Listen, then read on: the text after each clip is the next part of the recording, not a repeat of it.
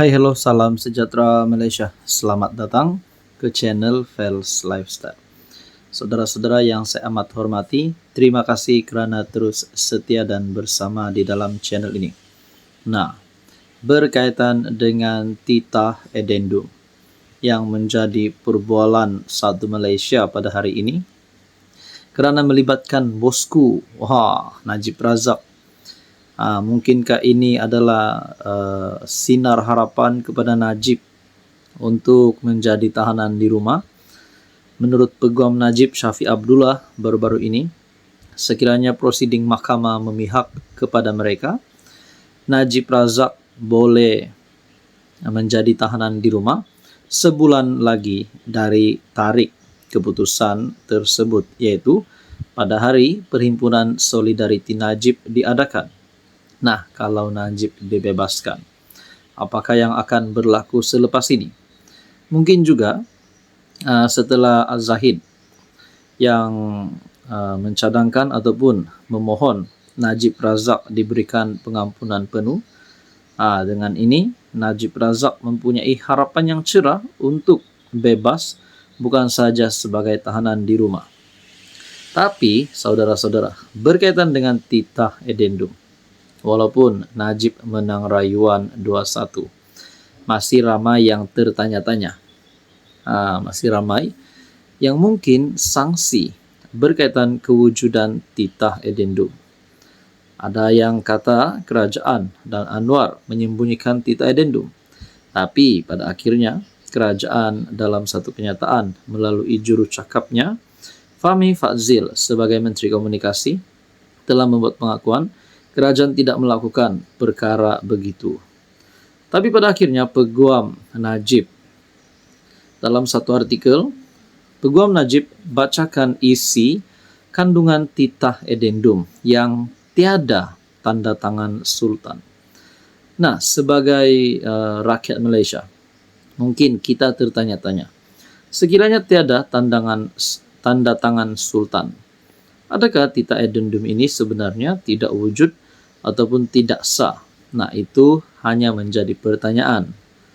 Saudara-saudara, Peguam Najib Tan Sri Muhammad Syafiq Abdullah membacakan titah edendum, dikatakan daripada Yang di-Pertuan Agong ke-16 yang membenarkan bekas Perdana Menteri Datuk Seri Najib Razak menjalani baki hukuman penjara di bawah tahanan rumah. Titah itu berbunyi, Waragatul Ikhlas Wata Fatul Akhyar, yaitu daripada Beta Al-Sultan Abdullah Riayatuddin Al-Mustafa Billah Shah, Ibni Almarhum Sultan Haji Ahmad Shah Al-Musta'in Billah yang di-Pertuan Agong Malaysia. Mudah-mudahan barang diwasalkan oleh Tuhan seru sekalian alam ke majlis yang berbahagia Datuk Ahmad Teriruddin bin Muhammad Saleh, Peguam Negara Malaysia yang berada pada masa ini di Pejabat Peguam Negara, Putrajaya dengan beberapa selamat dan sejahteranya.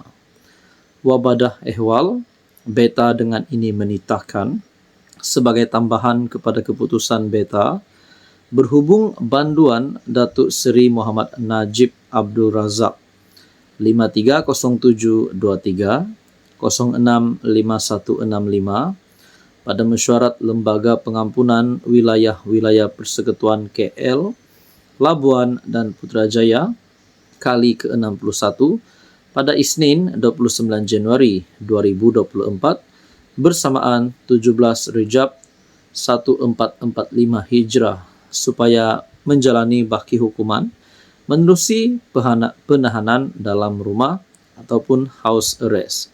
Demikianlah sahaja Beta maklumkan. Nah, di dalam artikel ini telah berkongsi titah Sultan Pahang. Dan pada akhirnya, Muhammad Syafiq berkata pada 4 Januari lalu, Muhammad Nizar memberitahu beliau diperintah menghadap Sultan Pahang yang memaklumkan kewujudan salinan titah edendum dalam simpanan baginda. Keesokannya 5 Januari, beliau telah menerima salinan dokumen itu yang merupakan rekod pribadi Sultan Pahang yang menjelaskan mengapa ia tidak mempunyai tanda tangan Sultan. Setakat ini itu saja, apa komen Anda? Hai hello, salam sejahtera Malaysia. Selamat datang ke channel Fels Lifestyle. Terima kasih tuan-tuan dan puan-puan kerana terus setia dan bersama di dalam channel ini.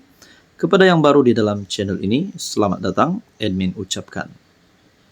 Setelah tita addendum yang menjadi perbualan ramai orang, setelah Najib menang rayuan 2-1, tiba-tiba ada gesaan terhadap Anwar Ibrahim sebagai Perdana Menteri untuk letak jawatan.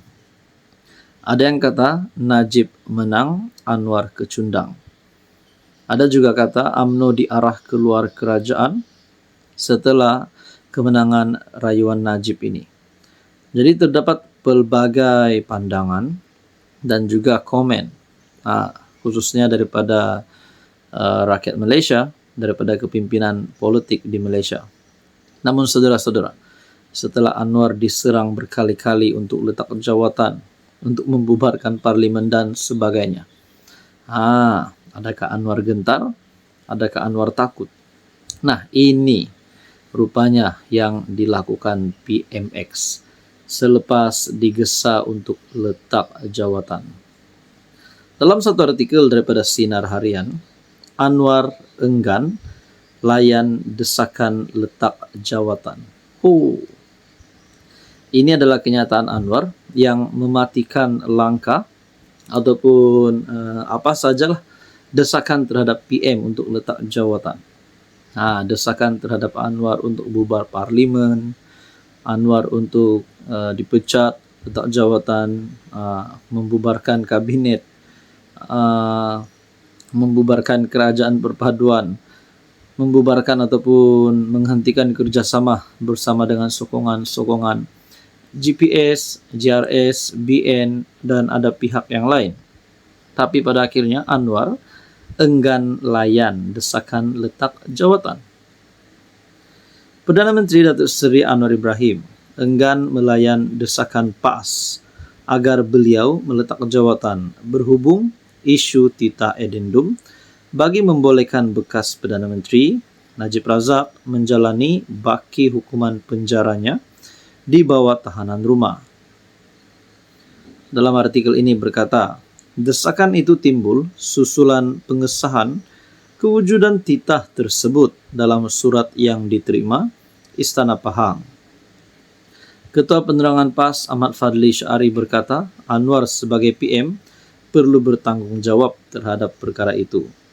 Sementara itu Hamzah Zainuddin mendakwa bahawa penyembunyian titah tambahan itu adalah suatu bentuk pengkhianatan. Berkaitan dengan ini tuan-tuan dan puan, apa komen Anda?